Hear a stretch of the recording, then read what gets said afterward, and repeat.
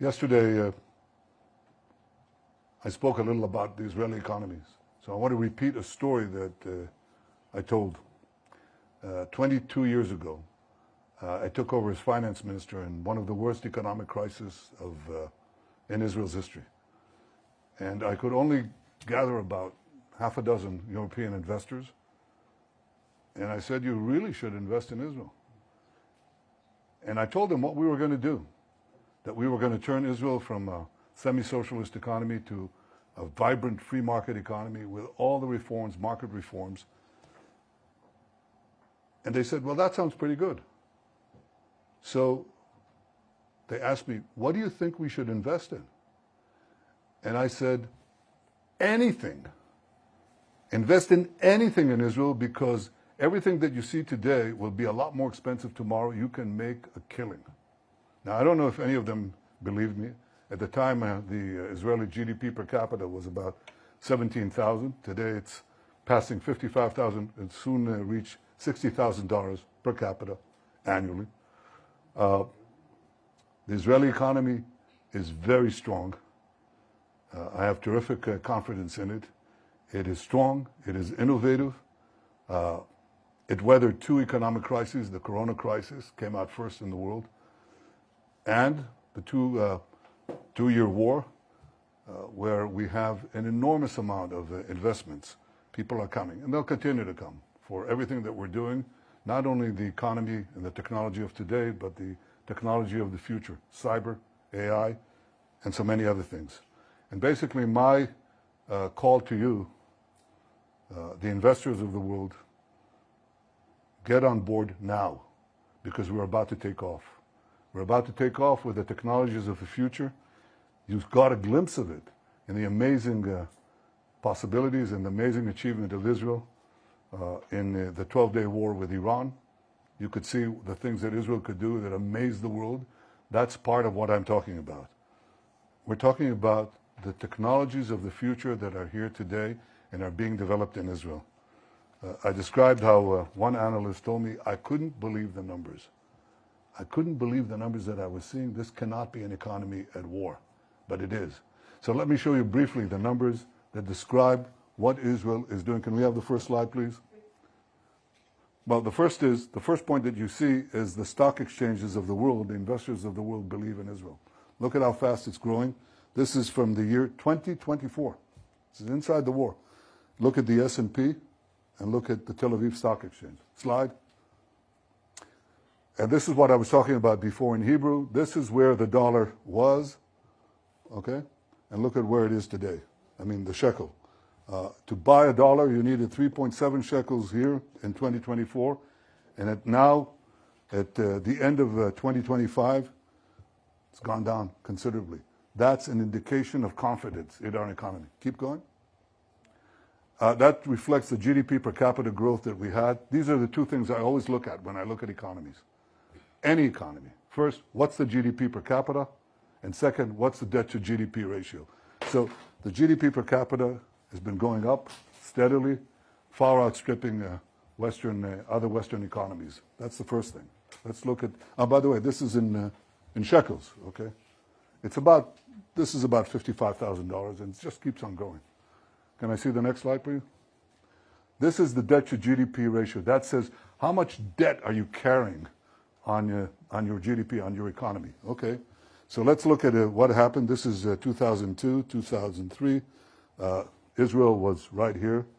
I had the good fortune of steering it into a free market economy. You can see what happens. The debt to GDP ratio goes down and stays down.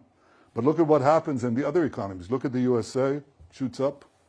Look at the advanced economies, Europe and others, goes up.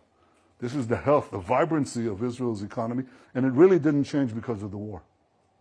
It really didn't change. It's an amazingly resilient economy. Next. This is the unemployment rate. Goes down, down, down, down, down, and goes down. Keeps on going. People have jobs. They'll continue to have jobs. Next.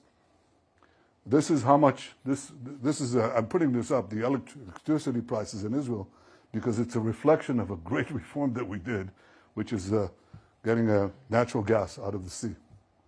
And what it does is it pushes Israel to this end, we have cheap energy. Cheap energy is very important, both as a raw material. It's very, very important also for AI and for other uses. It's very important. This is the economy of the future. Let's see that for a second. Really look at this. Okay.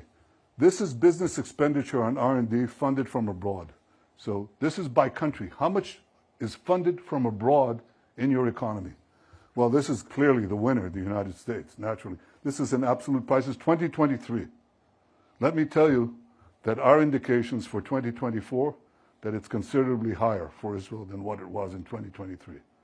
So I don't have yet the results for 2024, but the early indications are it's considerably larger.